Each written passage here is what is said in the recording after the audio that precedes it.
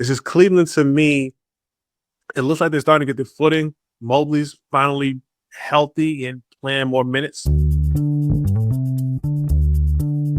Greetings and salutations, and welcome to the Odd Coaches Podcast, the global authority on coaching leadership, where coaching wisdom meets real talk. I am your host, Dr. Keith Adams, and on today's Wind Up Wednesday edition, in segment 1, the Knicks are having a problem in January. Maybe the NBA Cup is not the best thing. We're also talking about the Warriors. They can't get right, to use an old movie reference. In segment 2, Mick Cronin, USC coach. He's got some gripes, and he might actually have a point. We'll talk about that. The G League to the SEC. We've got another court hearing that we have to talk about. And in segment 3, Dawn Staley does right, and then maybe in doing right, she's done her team wrong. We're talking about Athletes Unlimited and the WNBA season. Will we have progress, or will we have a standoff? With us today, our captain for life, Will Cotton, our international correspondent, Coach FD, and the one who got away, our basketball correspondent, Danny Thompson. Let's start with the NBA Top 6 Power Rankings, Eastern Conference. 1, Pistons. 2, Celtics. 3, Knicks. 4, Raptors. Hanging around. 5, Cleveland. Thank you for waking up. And the 6th are the Philadelphia 76ers, hottest team, the Pistons and the Cavs.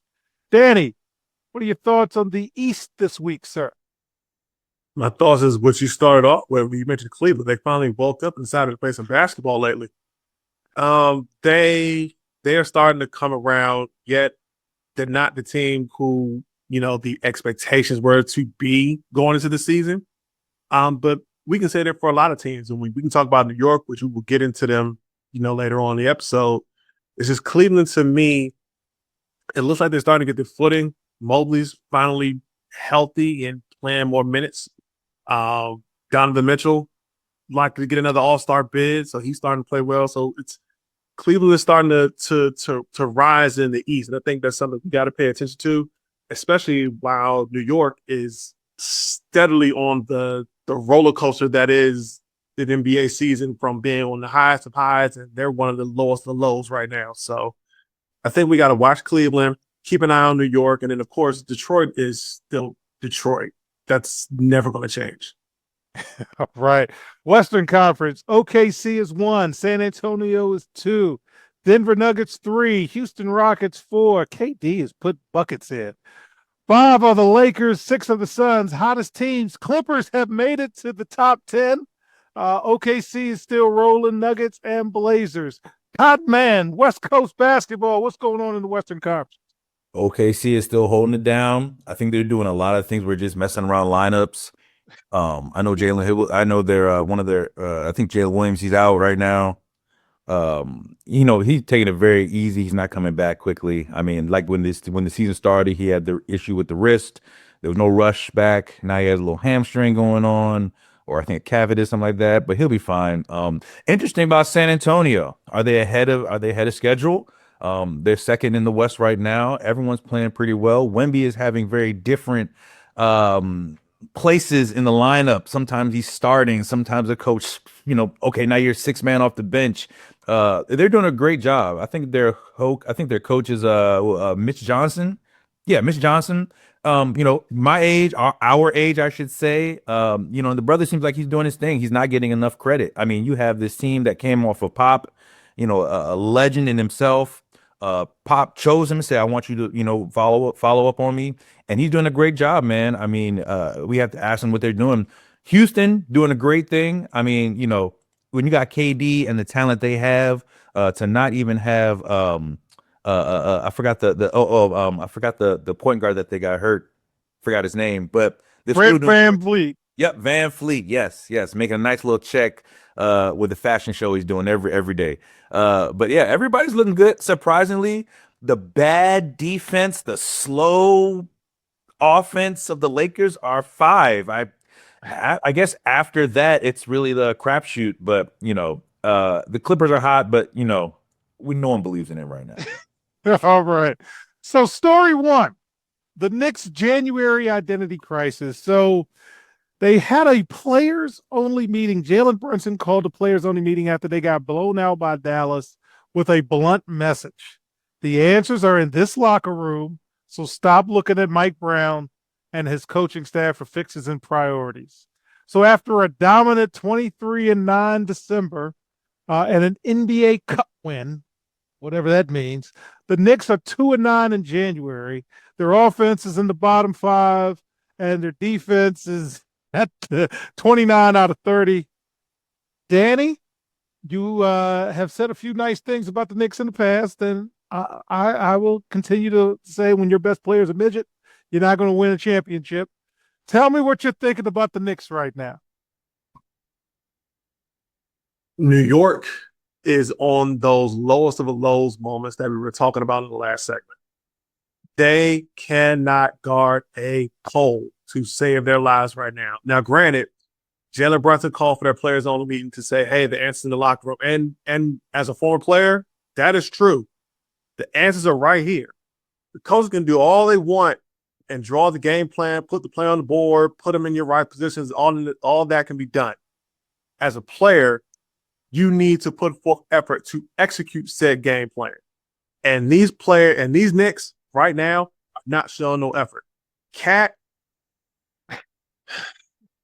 best shooting big man in the history of basketball, whatever that means. Whatever that means, because you ain't shooting like it right now. Your defense as a post player, as a guy who lived on playing defense inside, is atrocious. You don't seem involved in the offense, and everybody want to put this on. Is there issues between him and Mike Brown? No, as a post player, you need to put some bass in your voice and say, hey, give me the ball down low so I can do what I got to do. Then I can really do some things on the defensive end. But at the end of the day, it shouldn't take you getting the ball to put effort on the floor. That's something you got to do as soon as the ball is tipped up in the air. So I don't understand this whole rift that the media is putting out there about Cat and Mike Brown. Cat needs to play better. Point blank, period. And yes, coach, you're right. And I'm one of those people who said it before. If your best player is shorter than 6 feet, there's no way you're going to get a championship. But at the same time, we know Jalen Brunson's playing well. But it's just him. Who else is going to be? Because Cat ain't doing it. So I don't know what you're expecting him to do. Now, I'll go back to what he said in his players meeting. The answers are in the locker room. And it's those players in that locker room that should have the answers. Because Mike Brown has this whole, what is that, CLA coaching approach that they keep bringing up nowadays? Whatever that is. Whatever that is. I got to go to Will. Will is a player who actually, I think it was you, who called a players-only meeting when he played for me. So when you hear Jalen Brunson called a players-only meeting with after a 30-point drubbing, what's your thoughts, Will? First, everybody showed up. It shows that everybody's still locked in. I think everybody likes each other. I think they're going through a rough patch, which happens as a team. I think the best thing you can do is that we can all come through together and everybody's listening. We didn't hear any nonsense from the meeting. Guys were fighting or guys were not, providing information or, going back at each other. It seems like sometimes it needs to happen. And sometimes it has to come into, it has to go really direct. Like, hey, man, you soft. Why you being so soft? Why you being so, with the high voice, all that stuff. So I'm sure Cat got win at that. And they should challenge him to that. Cat is an amazing talent. I mean, he's one of the few big men in the league that can put the ball on the floor. He can shoot back to the basket, pass well. He doesn't play very well defense. Can't play defense for nothing. They ain't no D in Carl Towns. I'll tell you that. But they're a good team. They have a lot of good pieces. I mean, they like you said, Jalen Brunson, you can't have the midget as your best player, but I mean, you have a really good duo with Jalen Brunson and Cat, and then you have Josh Hart, who does everything for that team. Anunoby, I mean, that guy is amazing. I love his game itself. You know what I'm saying? They have guys. They have guys on the bench that they haven't even noticed. I remember last night, Cat didn't play a lot. He would have 5 fouls pretty early, and they bring in Shamet. I mean, he was balling. He had a lot of confidence in a big game against the Philadelphia. And they came out and they beat him. So I think the Knicks will be fine. I think, once they had that meeting, they kind of understand like, hey, it's bigger than us. And I expect moving forward, you see a much more consistent package. I think they're still waiting for Cat to turn the corner. Those 5 fouls yesterday kind of, hampered him a little bit. But if you look at his stats, the dude is averaging doubles, 20 and 13, 18 and 10. He just needs to change that into 25 and 13. What we were getting last year, 25 and 13, 27 and 17, like that. That's when we saw the winning that we saw with them. So I'm not worried about the Knicks right now. I think Jalen Brunson is an amazing leader that people don't want to talk about, and I think they'll get on the right track. Right. FD, you're actively coaching. Your players are in the situation. You have the data in front of you, and they called a players only meeting. As a coach, how are you reacting to the Knicks right now? Yeah, that's a great thing because basketball is a sport of player, and you can be the best coach ever. And if the player that don't take accountability and don't talk and point a finger, oh man, like William said, you have to do a better job. You have to play more defense. You have to be more physical. And I think it's better to hear that for one of your teammates than the coaching. And it's good that, I can see if I'm playing with William, I can say, hey, William, I need you to be good in rebound. He can say, hey, you have to be good with the ball in your hand. That's better. And that help the coaching staff at the end of that to come and say, okay, that's great. We understand now. We have to now reset everything. And now we have to do that. We have to fix that. And now, and that helped the win, I think, yesterday against Philadelphia. It was a very difficult game. And I think it is a good situation now. They are not in a bad situation. They have something to fix. They win the NBA Cup, and they have to fix out their defense. But they have a lot of potential to be better than now. All right. So our second story of the week, the Warriors. We say it at the beginning of the year, it rarely ends well. So Jimmy Butler is out for the season with a torn ACL. He is owed $54 million this year. He is owed $56.8 million next year. He's 37. You have Mike Dunleavy Jr. saying they have no plans to trade him. In addition, you have the Jonathan Kuminga paradox. He has asked for a trade, and Mike Dunleavy Jr. did something we don't advise leaders to do. He made some private comments public by saying you can't have a trade demand if there's no demand for you. Well, Mike, how can they demand him if you don't play him? So, Francois, you are coaching right now. You see the Warriors. The Warriors are an international team that people follow, Steph Curry, all of that. When you see what's going on from a coaching perspective, how do you react to it? So when I saw that the Warriors, they give, the contract to Jimmy Butler, they sign Al Horford, I was, maybe this is the last dance. So you say, okay, that's great. It's going to be the last dance. And now I think it is the no dance. There's no dance.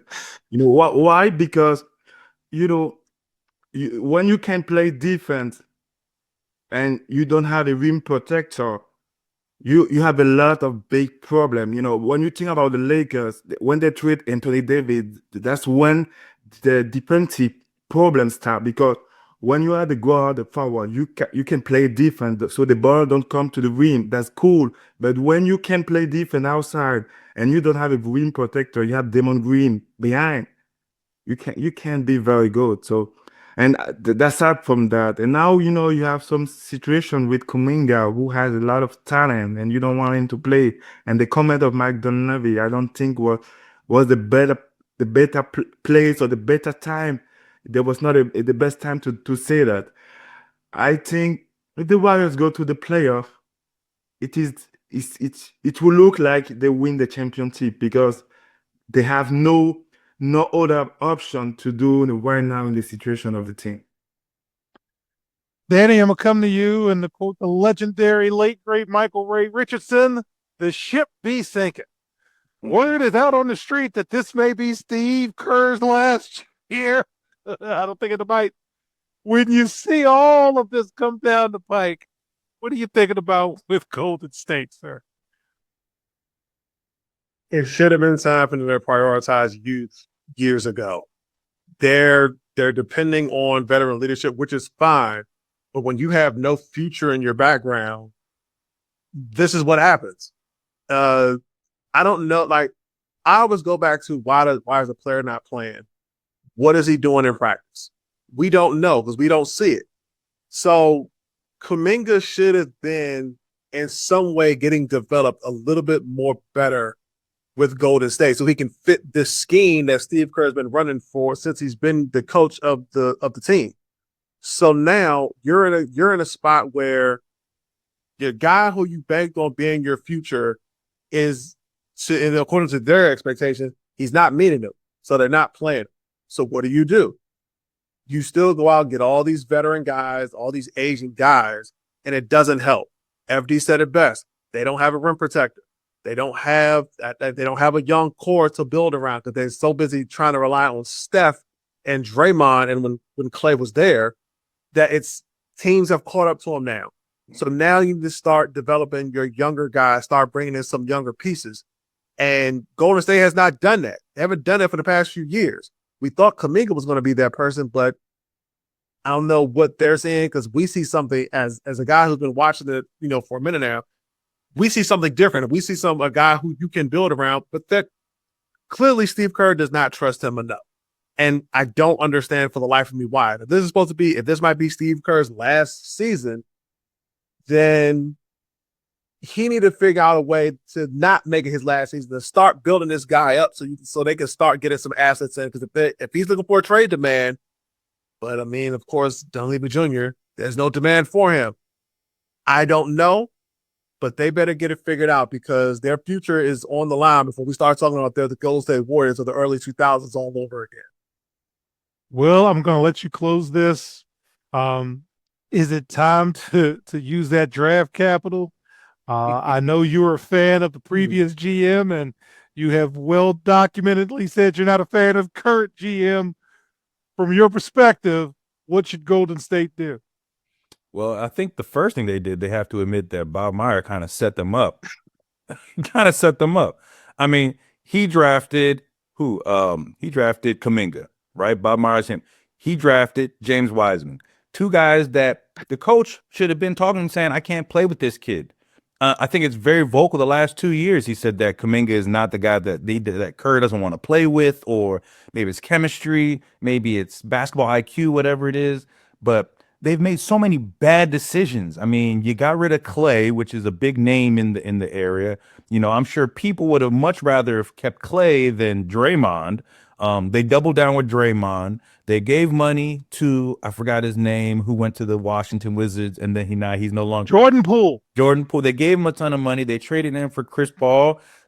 Chris Paul didn't give him nothing. Then they got something else. They're a ship without an anchor. They're kind of just wafting around the ocean with Steph Curry as the captain, and he's just with his hand in his coat, and he's just like, we're good, we're doing well. He's doing so many other things. I mean, he has a movie coming out. I mean, the guy is doing golf appearances, with football players and stuff like that.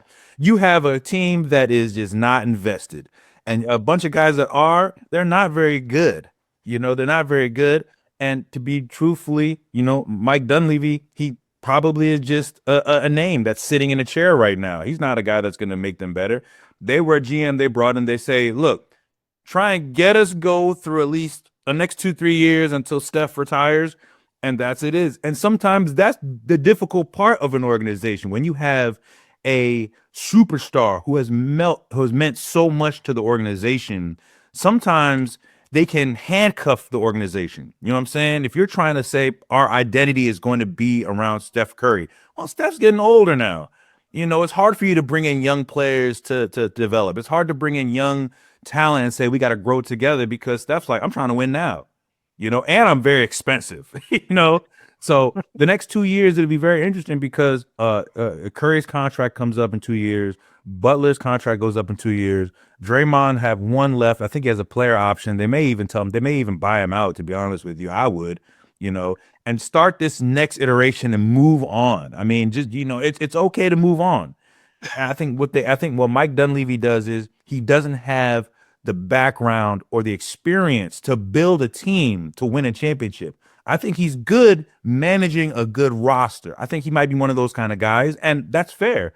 But if you're looking to grow, if you're looking to now build from the ground up, Mike Dunleavy may not be the guy they go in 2-3 years, which is fine to have, but they have to know who they are, and I think that ship is over.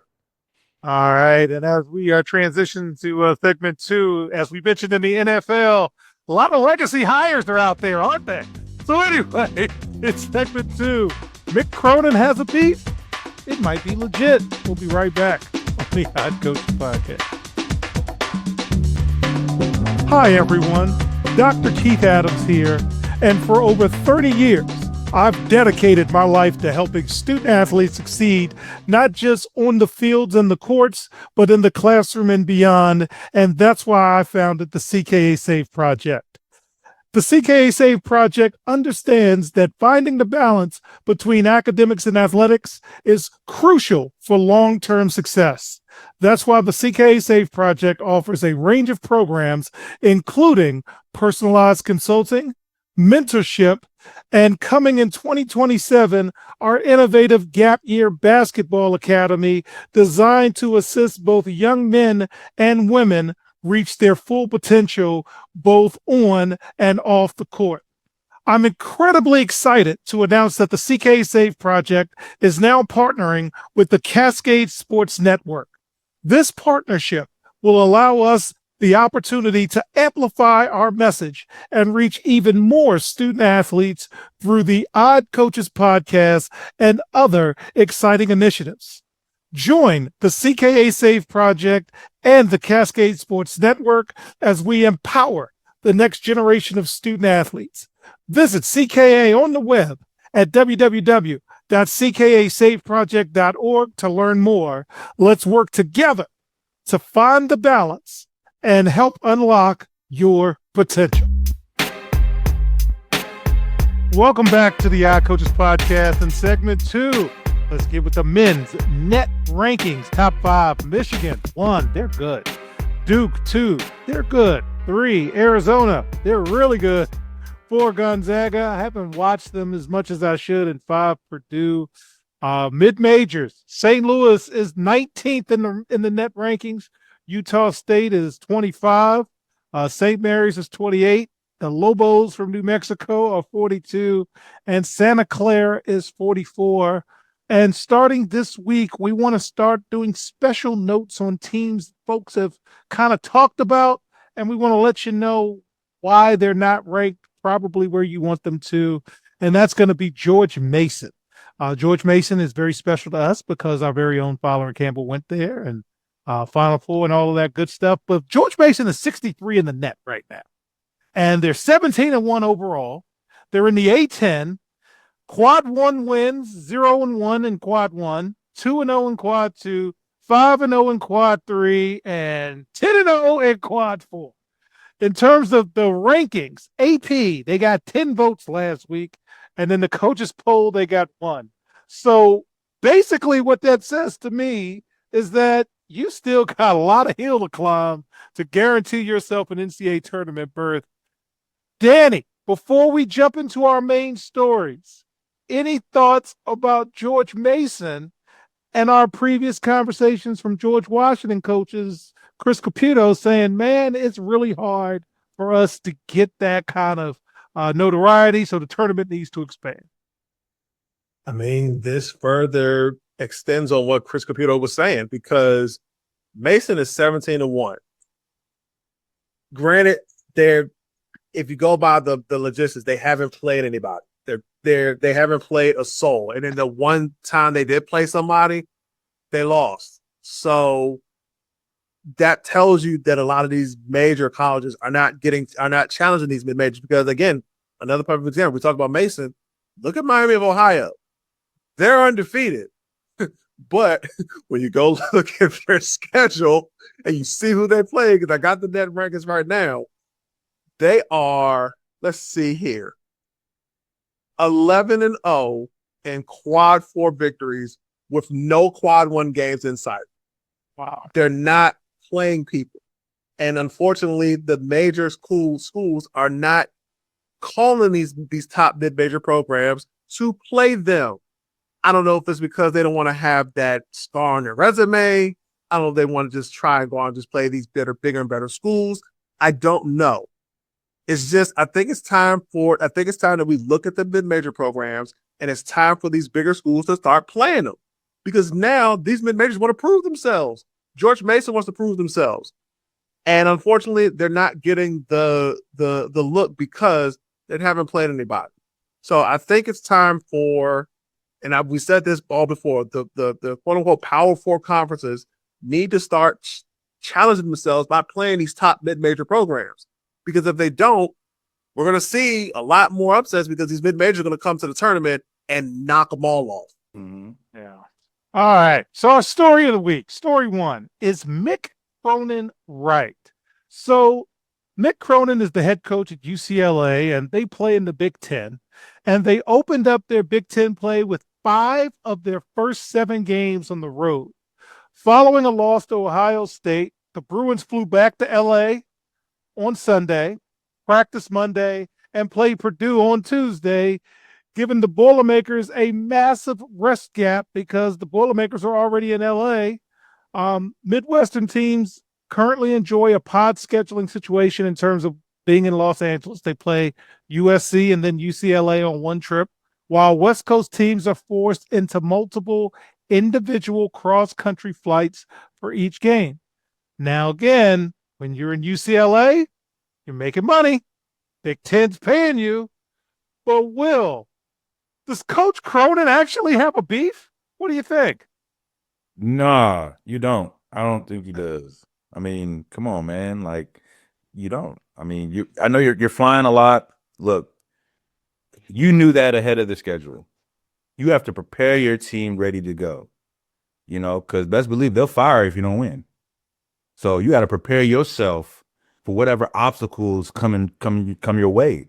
You know what I'm saying? You can't say you can't blame the schedule and say, oh well, you know, we flying at these kids now. I wasn't a college athlete, but in these days, I know these kids. I mean, they're making good money. They're not sitting coach, you know, with their knees all up into the chest.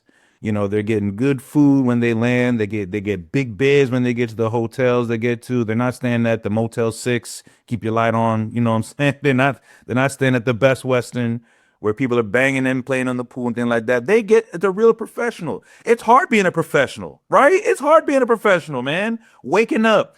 We won, we lost. We got to get on a flight, go over across the country, come back. It's a blessing. I can't, you know, I know some of the best times with my teammates has been riding on the bus, just growing. I think this is an opportunity to grow as your team, grow your culture, grow your teammates, know hey man, what do you like to listen to, man? Hey, what cut do you like? Hey man, let's get back, man. The last thing we had to, they should be so much closer because they spend so much time together. They don't have anything else to do. They're not at home hang with family and other friends and girlfriends and things like that. You're on the road and you're with your brothers and your coaching staff and you're talking basketball. So I don't really see the advantage. I have to, as a good coach, and Coach Adams would have probably done the same thing. We'd have used it as our strength. We'd have used it as some sort of anytime we get to the stadium, it's like, man, look, we already know they don't like us. They scheduled us. That's a problem. You have to build that. That's as a coach. And to me, in ways to complain about stuff like that is kind of lazy coaching. You know, I'm sorry to say that. It's kind of like lazy coach. I know there's different thoughts and perspectives and things like that, but the good coaches don't complain about stuff like this. And I feel like they find a way to get over it. I will say before we move on to story 2 that the Big Ten could actually schedule better. They could do more pod scheduling, but as Robert would say, why is UCLA playing Ohio State in a conference game? Okay. Hey, so story 2. Danny, I'm going to come to you with this because you are a paralegal. The G League to the SEC. So there's a court order in Alabama. An Alabama judge granted center charge Badako, if I mispronounced it, I'm sorry. It's not my intent. A 10-day temporary restraining order, TRO, and the fact that people who listen to the show know what TROs are kind of tells you where we are in terms of athletics.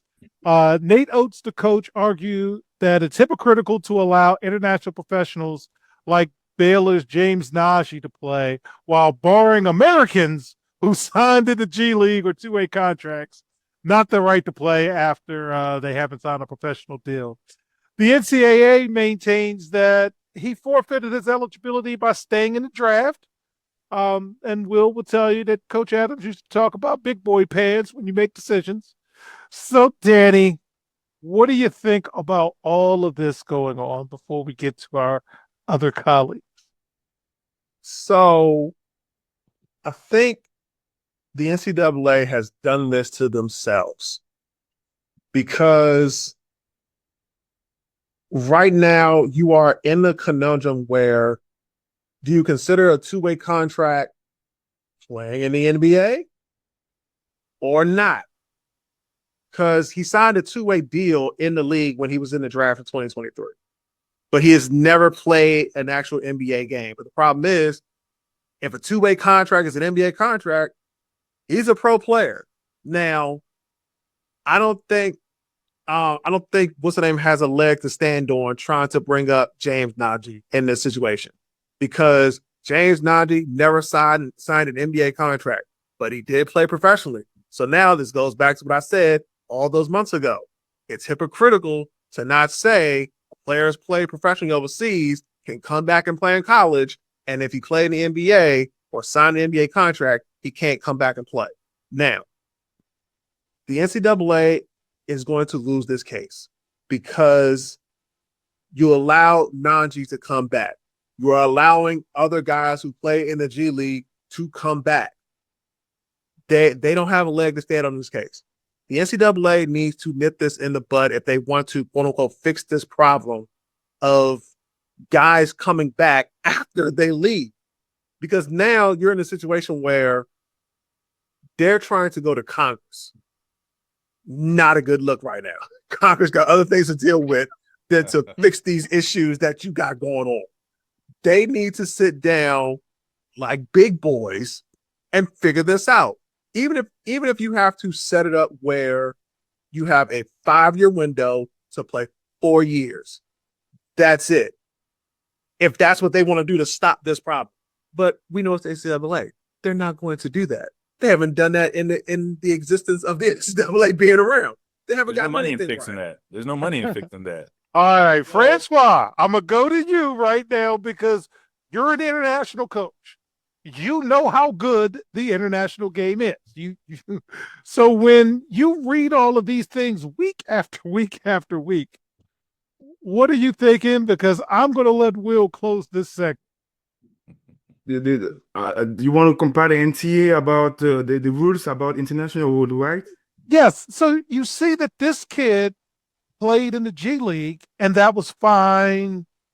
But you also have kids playing in Europe coming over and not having an issue with that. Can you make a comparison in terms of your international play to like the level of the G League and the level of the NCAA? What do you think in your opinion?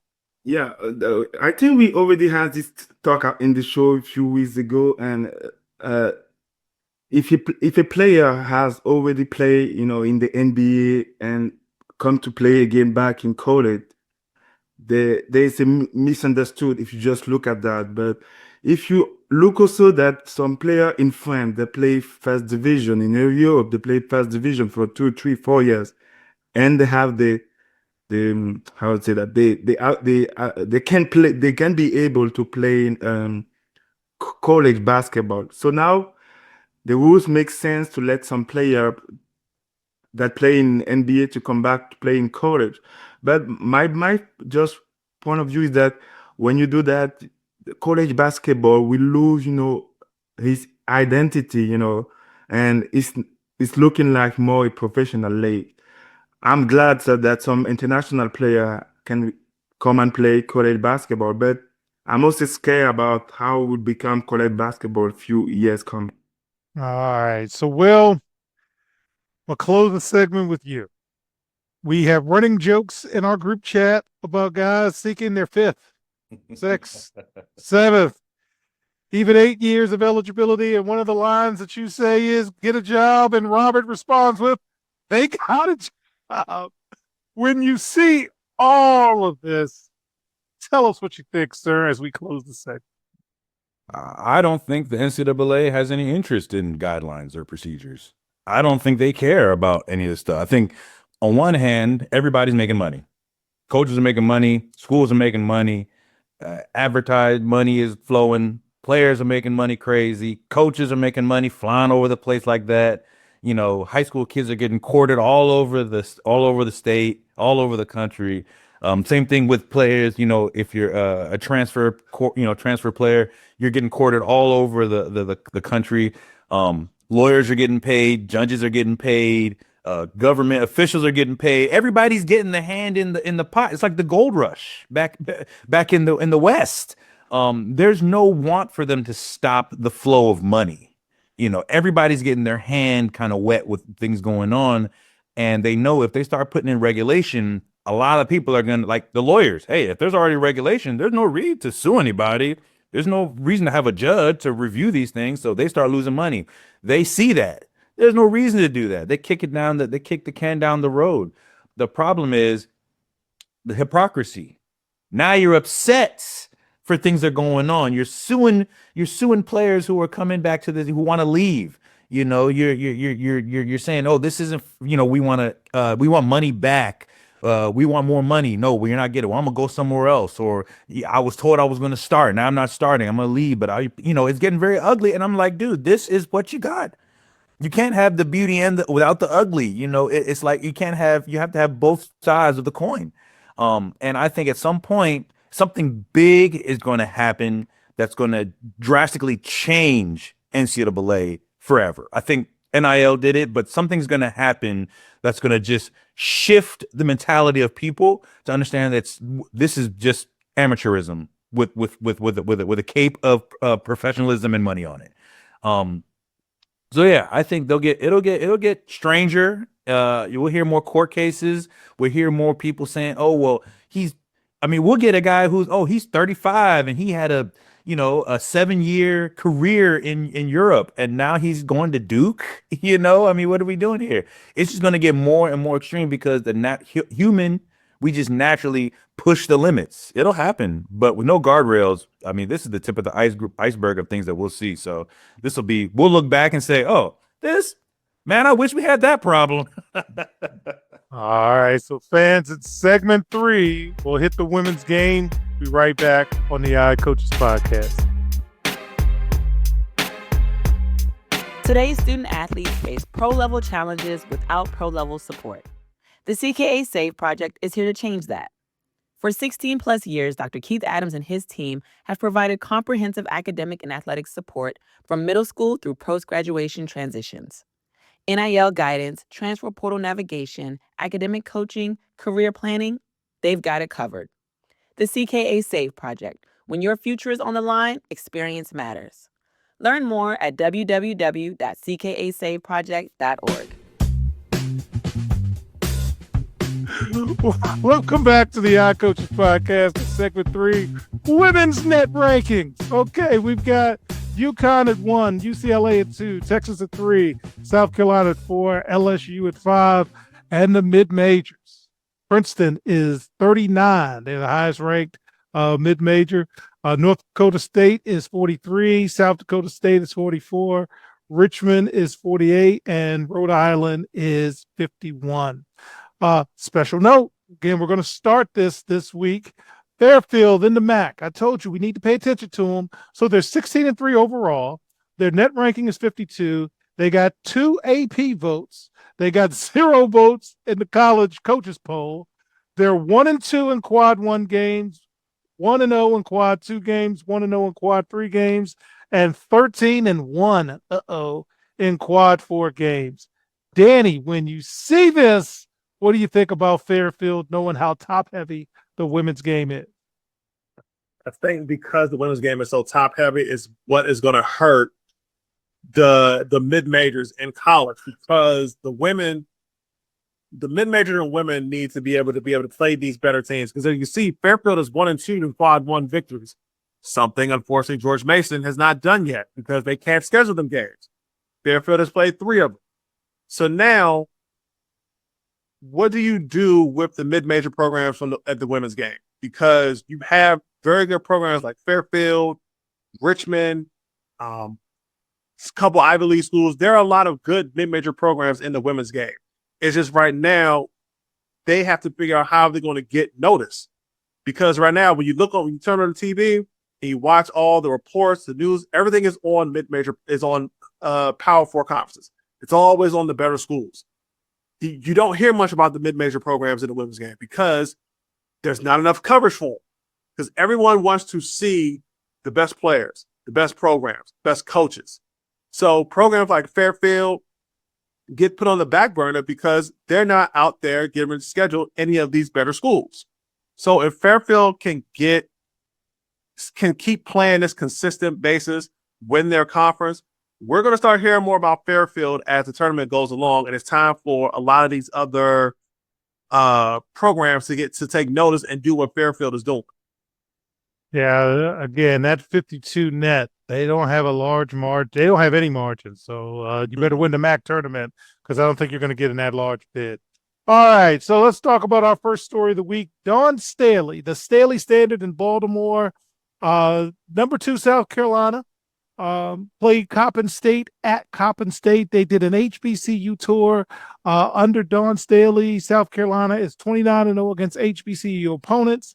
Dawn Staley schedules these games to provide mid-majors with recruiting viability, visibility, ticket revenue. It's the second largest crowd in the history of Coppin State and notoriety, but you're also playing a lesser tier of team, and they just took an L to Oklahoma this week. Will, what do we appreciate Dawn Staley doing this, or does it hurt their team at the end because they're not getting the necessary reps they need as they're in a brutal SEC? What do you think? I think you get the live rep that's not going to, hurt the bodies that they need. And again, those schools get paid as well. So they go down and they get a whooping, but they get a nice little check at the end of the day, and they say, "Hey, thanks for letting you kick your butt," and they take that and they keep moving. I don't think we're in a place to say Dawn Staley is wrong with anything. I mean, she's in the Final Four every year. And she's always vibrant, going for a championship every year. And I believe she won last year, So I think she's just doing whatever she needs to do. And I think when people are now honing into her microscoping and seeing like what she's doing, she's like, I've been doing this for years. Just because now I'm winning, you're going back and you're saying, oh, well, that's very interesting. I don't think you should do that. Everyone, but everyone has a comment. But she's a winner. I think they have really nothing to stand on, to be honest with you. I mean, this is a coach who's doing things and winning, and she does it in elegance and grace, and she doesn't do anything like Kim Mulkey. Ooh, shouldn't say that out loud. But yeah, so they're trying to find something to say something about her. But right now, she's Teflon in the league. So they're picking and they can't find it. I mean, what are we really arguing about here? Okay. All right. Our second story is the AU season 5. I believe it's called Athletes Unlimited. They are having WNBA players like Tina Charles play here instead of overseas. Francois, when you see that more WNBA players are playing in the States as opposed to overseas, as somebody who's formerly coached women's basketball, is that a good thing or is that a bad thing in your opinion? What do you think, sir? I think that it's always a good thing when you when you globalize basketball, when you have players coming from WNBA to come to play in Europe, and you can see that in France. The best team in France, when they want to win and they want to play EuroLeague, they need WN player. Without them, maybe they would not win so many games. So yeah, for the for the international perspective, having WNBA player coming to play in Europe is a huge help. And I think that help because the league are playing not at the same time. So WNBA is playing again the summer, and after that they could come and play the season with the international team. So yeah, that's the best perspective for the international basketball, women basketball. All right. Danny, I'm going to close out with you, sir. WNBA season 30. So the league released a 44-game schedule that starts in May, including the debut of the Toronto Tempo and the Portland Fire. However, because of the CBA standoff, these teams have no players, and the expansion draft is on hold. The league has leaned into the hype by scheduling a finals rematch with Vegas versus Phoenix and a clash of the Titans with Paige Buckets and Dallas against Caitlin Clark in Indiana. But the CBA is not there. It's not done. Players are demanding 30% of gross revenue and a $10.5 million salary cap. The league is offering 70% of net revenue and a $5 million cap. Strike is possibly at hand. Free agency is currently on hold. 98% of the players have authorized a strike. When you see all of this, what do you think, Danny? The Players Association is giving the league this cold weather shoulder that we're seeing outside my window right now, because they got to get this done.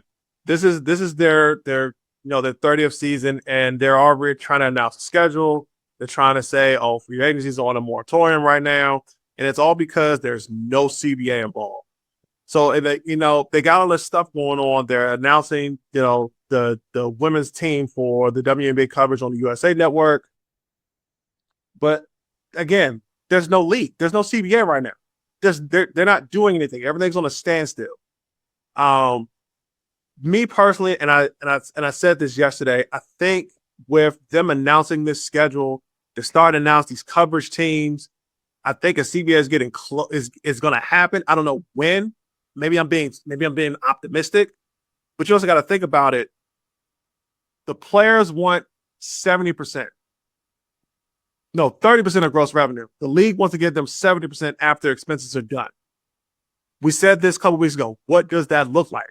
So if they're asking for this and they're not getting it, that's going to put the league in a rough patch, because you're already talking about this is, we got the season schedule. We're ready to go. But you don't have no CBA to start a season with. Your two expansion teams don't have players. What are you going to do? So they need to sit down and figure this out, because May 8th, before you know it, is going to be here. And if they're talking about there's no league, there's no season, I don't know what they're going to do, but they got to get this figured out. They got to get it figured out soon. All right, we'll finish us off. You follow this situation as much as anyone with our show. How do you think this ends for the WNBA? I think initially they're overplaying their hand. I think they're over, and I think they had an amazing last 2 years. Their growth has been amazing. They have guys who don't normally watch the WNBA now really focusing, honing in, not just the WNBA, but now the women's college side, because we're saying who's going to be the next, because that's how we look in terms of things. But do not get it messed up. We will not have. We can go without. We can find something else to watch. We're athletes. We would watch two men playing catch in a field, like Robert likes to say. And again, you have a very, very difficult time, because one, you're fighting the summer. Nobody is sitting down in the summer to watch a lot of things. We're going out to restaurants and festivals, all kinds of stuff. So, that's difficult. And on top of that, we have the people who watch baseball, like myself. I mean, I'll watch a baseball game sometimes 9 times out of 10, and I think the WNBA is just overplaying their hand. I think they had looking at if you historically look at their figures, that's a great deal that they should get. And it doesn't mean it's the end. It means that, hey, this means that we can build on that and move forward. But you can't jump too forward, because then people will start to, and I'm not one of those people. Let me just say right now, I'm not one of those people who's saying it, but there's a lot of people in social media circles who are saying, I don't care. If the WNBA goes away, who cares? I don't watch it anyway. Those are casual fans. Those are the fans who put the money in. Those are the fans who, that stirs the drink, and I think they're just overplaying their cards. So I hope they figure it out. I don't know if they do. It's just not looking good. They had a great opportunity to grow the game, and I think they're overplaying their hand. So it'll be unfortunate. All right. So as we close this week, we are making the annual seasonal shift on the Odd Coaches podcast. With the conclusion of the college football season, we move our college basketball coverage to our Throwdown Thursday episodes, which means we expand our NBA coverage to 2 segments beginning next week.